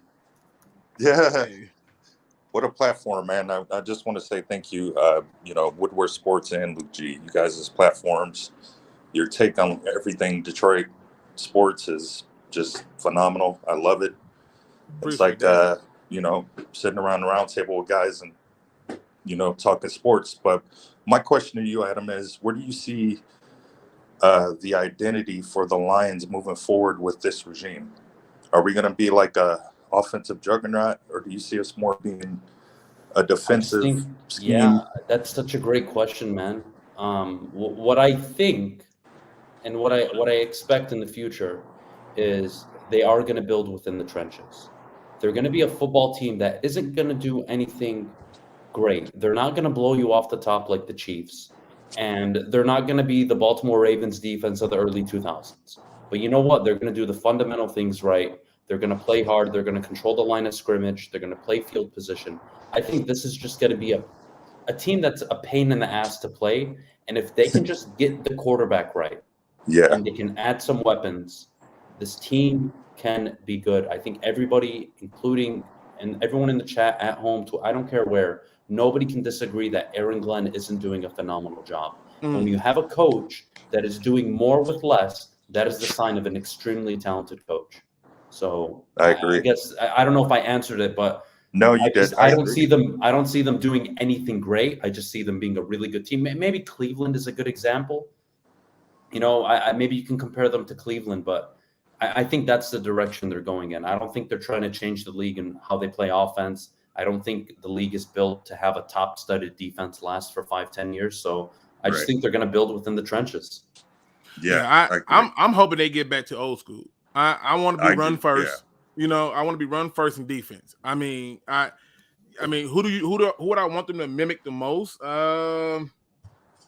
Honestly, it's the Titans right now. I just want them to just be the Titans. Run the ball, take the ball out of the hand of your quarterback, and keep on working on that defense. And like I said, it's coming together, but I hope that the identity is run first and defense second, because the passing thing, we've done that for years.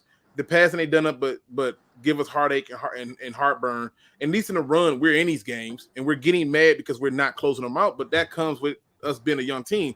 And right now, we're on track to being very similar to what the Dallas Cowboys was after the Lions beat them like 38-something in the playoffs, and they were a very young team, got rid of their top player in Herschel Walker, and the rest was history. So that's how I would want to go after it. Yeah, I agree. So I agree. I think the NFC North is going to be up for grabs here in the next year or two. And I'm hoping that we're able to at least kind of improve. I mean, we were 9-7 not too long ago. But I think that division is going to be up for grab, and hopefully we then are able to, build off that. If you want to think optimistically as a Lions fan, you need to see it this way. The Vikings likely are going to move on from Zimmer if he doesn't put together a run here at the end of the season, even though I think he's a good coach, but he really botched it against Detroit. I'm looking at Chicago. What are they doing? I like Justin Fields. I really like his character, but can he play football? Can he play at the highest level? And I think there's a lot of question marks there. And you look at the Lions, and it's like, well, we can sneak past both of those teams. The Packers have Matt LaFleur, and I get a lot of flack for defending him, but I think he's a damn good coach. And even if Aaron Rodgers does leave, I'd give the Packers 2 to 3 years, and they'll probably be at the top of the division again. Yeah. So my long-term hopeful thinking is if they get this right, that in a 10-year span, there are 6 winning seasons, multiple playoff wins, division titles. That's how you get rid of the same old Lions stigma. And if they don't do that, I don't think they'll ever get rid of it. It has to be done long term over a long period of time. Yeah. I mean, like I said, some good hits, man. I got one person behind you. You got one more thing for us, or I can roll in the other dude. Yeah, you can roll in another dude. Again, thank you guys for your platform. Thanks, man, thanks so much for always being on in the morning show, man. I always see you in the comment section. It's so nice to actually see you like face to face. So yeah, and I'm out west. So much. I really appreciate it. Yeah, I'm out but west. Listen, Rumble be in the chat checking me. He'd be like, man, what the hell Luke just say? I'd be like, no, hear me out. Hear me I'm out. very passionate about my Lions, man. Man, he would check you in a heartbeat. What you just say? Like an old school mother at the cookout. No, you gotta be careful how you talking. I appreciate you have a good one, all right, Rumble? Awesome. Yes, sir. All right. Now we bringing in Crimson Shadow, bro. We got Crimson Shadow in the building. He's coming in the building. My man's Crimson Shadow 94. What up, though? What's up? What's going on, on, man? How are you?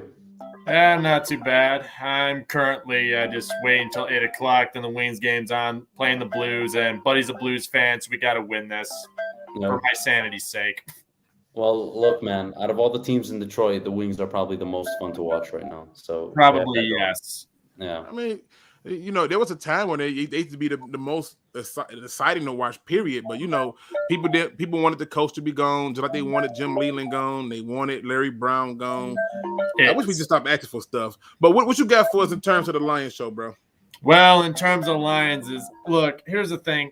Nope. The funny thing was, last time I was listening to you, it was the Mike Valenti thing. That was the last time. Oh yeah, I lost my shit. I did. Yeah, you absolutely. And I understood why you lost your mind on that one. I nearly was like, okay, you just need to go on a podcast, Mike, because I know your career is dying because FM is dying, but my God, man, you were just reaching. I thought him going after the trade for Tua. He's a much better quarterback.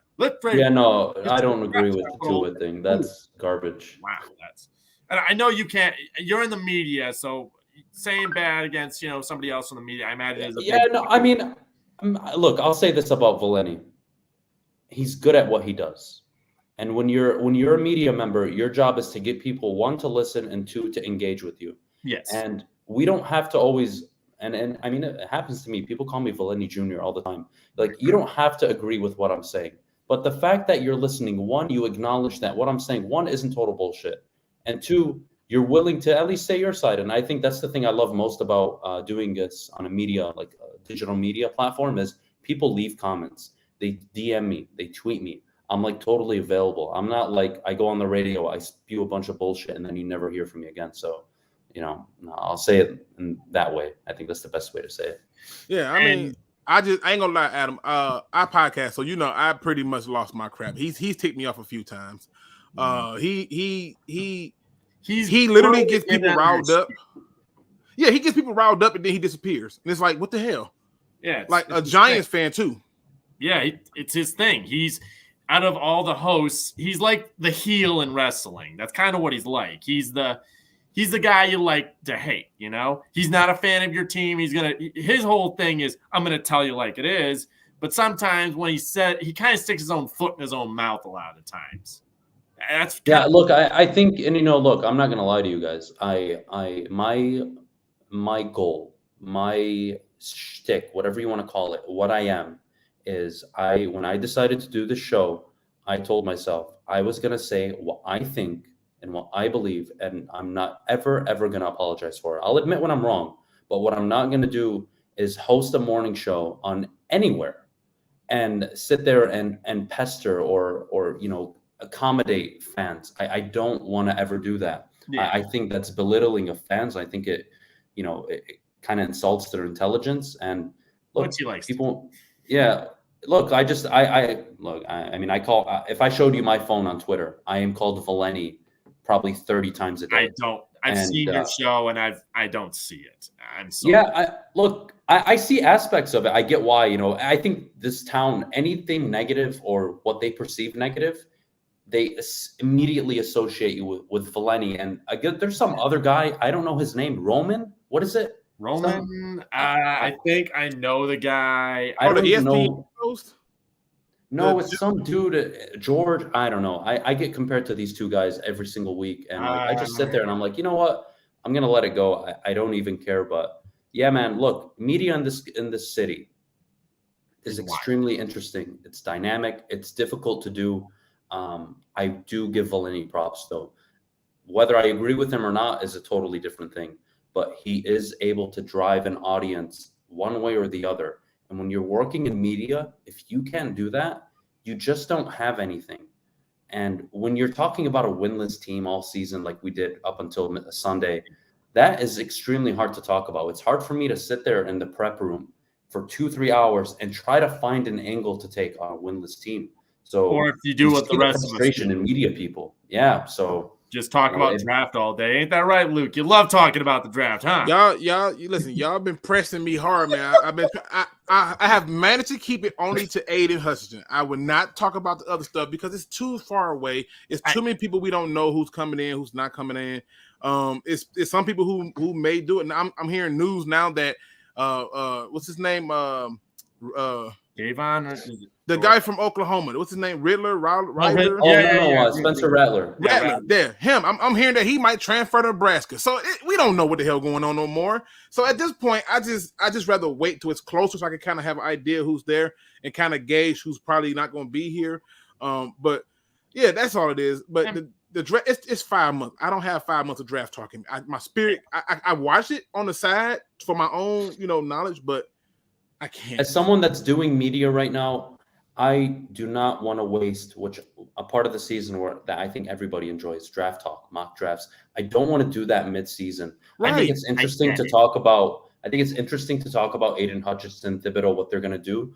But at the end of the day, this time last year, a few months prior, Sean Belizean was on the Woodward Sports Network, and I went to him. I'm like, hey, man, like Zach Wilson, I like him in the 4th round if the Lions maybe go get him. And me and him were shooting the shit and talking. And by the end of November, early December, this dude became a top 3 prospect. And I'm sitting there like, I thought he was a project, and you're going to take him 2nd overall? Exactly. And that's why I don't like to do draft talk this early, because so much can change. This People is get very hurt. True. And Kenny Pickett, I think, is the guy that's going to shoot up the rocket board, and hopefully that's the Lions' way out. He's already doing it. Even this past season, everybody who had a pro day at Penn State had astronomical numbers. I think I had like a whole month of what you did at your pro day. It was the most fun thing ever. I'm like, what did you do at Penn State's pro day? Somebody was like, I had a rocket ship and went to space and came back all in 1 hour. It was just great to see the reaction. Because my buddy Tease Tabor, he went there, ran a 4.0. Ran a 4.0, just flat. I mean, look, when I was in high school, we bullshitted my height. I'm 5'11". We listed me as 6'1", 180 pounds. My senior year, I was 5'11", 140 maybe. I was a skinny dude. And we just bullshitted all the numbers. So, yeah, no, I don't take any of that seriously. Yeah, and on top of that, what people don't get is you also have to factor in free agency when it comes to the draft. Because we can fill a lot of holes we have through free agency, depending on how we do it. Because having Dan Campbell is probably going to be a strength, because it wasn't a strength having Matt Patricia, because who wanted to play for Matt Patricia? It was already notorious. Nobody liked the guy. So why go to a team that you're not? And when they showed their hand and they signed Chase Daniels before that draft, that ticked me off. I mean, that was it. That's where, again, like, I don't blame people, even Valeni. And if I was doing a show at the time, I would have lost my shit. Yeah, like, absolutely. Where's the common sense in the building? Too. On top of that, I mean, really, the problem was at that time, even then, I still say to this day, we should have went Derek Brown. I know he wasn't worth the 3rd, but you know what? We could make more use out of him than we can Akuda. Because like drafting a CB is a crapshoot. Unless it's Deion Sanders or Champ Bailey. Like, that's the standard. And don't forget Charles Wilson. He's another one of the comments, but I know. I smacked the water at 3. That's what happens. When I heard Akuda, I was yes. I was in Florida. It ruined my vacation. Well, Crimson, you know me, man. I always appreciate you supporting, man. You've been rocking with me for a long time. I think matter of fact, you jumped in when I was still around like a couple hundred. I jumped around when you used to do phone calls with that. Yeah, that was around like 200. Yeah, and then all of a sudden the phone system died quick. That whole thing burned up on me. I was like, yep, got to go buy a new one. But yeah, man, I appreciate the support and you coming in and chatting with me. Chatting with Adam, man. Yeah, thanks so much, man. Pleasure. I appreciate it. Thank you. I really do appreciate your feedback. Thank you. Yeah, thanks. Right. Now, see, I love this, and this is why I like doing this, talking sport. I'm bringing Easy back. Easy, you still here? Yeah. Okay. I'm breaking easy back. I'm gonna need easy to be the thing because now I'm finna put a little heat on you, Adam. I got a hard question for you. All right, you ready? This is a very hard question. You gotta think long about this. All right. Okay. You get one opportunity, one day to be the general manager of the Detroit Lions. One day, you get to make one move. What is it? Ooh, and you can't say fire the ownership. They hired you. You no, can't fire them. I can't do that. I wish I could. I can't. You can't say that.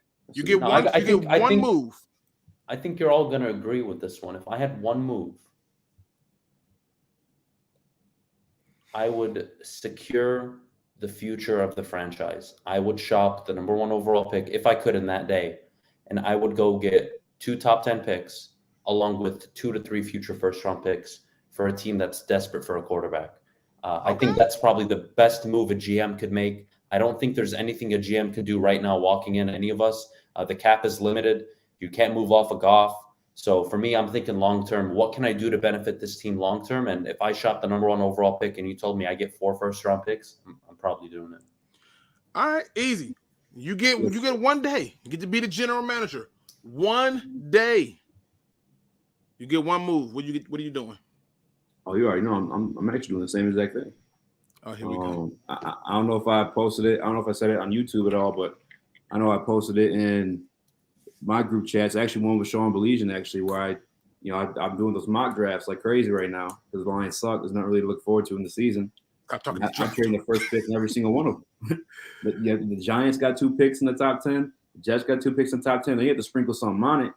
Maybe like a second. Yeah, I don't think the Jets are viable because they're committed to Zach Wilson unless they go full Cliff Kingsbury. Yeah, but you got to remember, Robert Saleh loved his defensive players, and he was one of the people pounding the table for Bosa. And if he believed Aiden Hutchinson is Bosa, is still a possible trade partner. I'm waving that plate in front of everybody. You know what I'm saying? If you go up, you want it. Hey, you know what I'm saying? It's yours. I think Kenny Pickett is going to determine how much the Lions get. If Kenny Pickett shoots up the boards, the Lions should be able to trade back and get a decent haul of picks. Yeah, we just got to pray that he has a hell of a pro day. And just even in general, man, like even if it's a little something. Dude, if Zach Wilson can jump up the boards, I'm pretty sure Kenny Pickett can. He's taller, he's bigger, he's faster. ESPN will do what they're going to do. They're going to ride his coattails all the way to the draft. Facts. They already started with that run. I mean, that was good. Yeah, the fake slide. That was good. Listen, I think if I had that one shot, I'm finna go way out of the box. I'm literally going to do the total opposite of what Dallas did a long time ago of trading their best player. I'm going to offer both first round picks plus Jared Goff for Deshaun Watson on condition. And the condition would be that he doesn't get indicted. He doesn't get indicted. He plays a certain amount of games. I'll tell you what, I wish you could do that. And even if he wasn't indicted, he's not going away for anything less than 4 or 5 first-round picks. I just don't see. I'm gonna tell you why I think we could probably pull it off just this year alone. Because if we are sitting at 1, 2, or 3, which from what I've just read today, if the Lions win against Denver, Jacksonville lose, Jacksonville goes into the first spot overall. We go to I think 3, and Texans is at 2. So. But let's just say hypothetically we end up at the 1, right? I'm telling you, they get a chance to get the quarterback of the future, plus they get an additional first on top of being able to add in another pick. We get a quarterback that we want. He's mobile, he's smart, he's good. So my question to both of you is going to be, if you bring in Deshaun Watson, I think we can all agree who's probably a top 12 quarterback in the NFL. He's one of the best quarterbacks, especially when he's right and he has a supporting cast. How do you justify that when there's still no wide receiving core? You're going to have to eat up a chunk of dead cap space, and you just lost your first-round pick. So with the second-round pick, first overall, you probably go Drake London, one of the Ohio State receivers maybe Bell out of Purdue, maybe the Penn State wide receiver, Jahan Dotson. I mean, they're options, but are you going to be able to support Deshaun Watson? And I want to say yes. I think you could pull it off, but I think it would require more first-round picks. I just think if you look at it a little bit differently, ask yourself, let's say we did pull the trigger and we don't pick it to the second round. You still come in the second round, take a safety. you cannot get away from the idea of this safety. But the thing is when I watch these games and I watch the tapes, I go back and watch them again, receivers are getting open. Our quarterback ain't pulling the trigger. You know what I mean? He's not unloading it when he's supposed to. But I think if you look at the NFL, though, look at the teams at the top. They all have one wide receiver. 6, 7, 8 years ago, we used to undervalue wide receivers. I mean, Cooper Kupp. I mean, come on, man. He's a slot, though. He's a slot. He's not an outside. An example of a team without one, though. You could easily bring up the Patriots right now. Yep, the Patriots. I mean, yeah, but we don't have Bill Belichick. And questionably, Josh McDaniels. Questionably what the Titans are doing right now too, because AJ Brown and Julio haven't even been helped. Yeah, not a bit. And I did a little research. I saw an interesting stat where I think it's only been like over the last 10 or 20 years, only like one top pick has even made it to the Super Bowl. Yep. Like it's like in terms of you don't have to do it. I'm with you on that. You don't have to have the quarterback number 1 overall to do it. I think that's been debunked already. Yeah. So I'm just putting it out there. I had to add that wild question because I think it was fun to do, and to put it out there. And like I said, I try to have fun with this. Okay, I definitely try to have fun with this. Now we definitely been on an hour and 40 minutes. I don't want to keep it too much longer because I literally heard my son call my name twice, which is probably code for he's finna tear my hair out. So if you want, we can go into the final thoughts and then go ahead and end this thing here. I mean, I had a lot of fun. I thought we would disagree more, but we didn't. You know, I'm not some monster, man. I didn't say you was a monster, but you did. I'm pissed because I'm like, how was you not getting upset about this hand-me-down? Because we're cordial. Look, when I do the show in the morning, you guys have to remember that's at 8 o'clock in the morning. I'm cranky as shit, man. I just woke up. I just had a coffee. I'm barely awake. I've been up since 5 a.m. prepping. I didn't get enough sleep. So like that kind of contributes to the rage, but that's just like, I'm really like chill. I'm not really, some crazy guy. It's kind of like how I talk most of the time. And even on the show, it's really when I get frustrated with a conversation and how it's going is where I get upset and people see me freaking out and raging. I usually I can disagree with you and we can talk for an hour and I can disagree with you. But when the conversation goes in a way where, especially during a live show, where I think it's 1, not good for the show. 2, I don't think it's relevant. 3, I may not be agreeing with it, but the chat's getting really upset with it. Like there's so many factors into, why I would, jump on something or someone during an interview or even my co-host. Well, bring me on so I can bring my cranky ass on and yell about the things that need to happen because this is ridiculous. Let's book Monday then after the Denver game. Let's book like an 8:15, 8:45 slot on the morning show. Okay, let me see. Wait, hold on. Wait.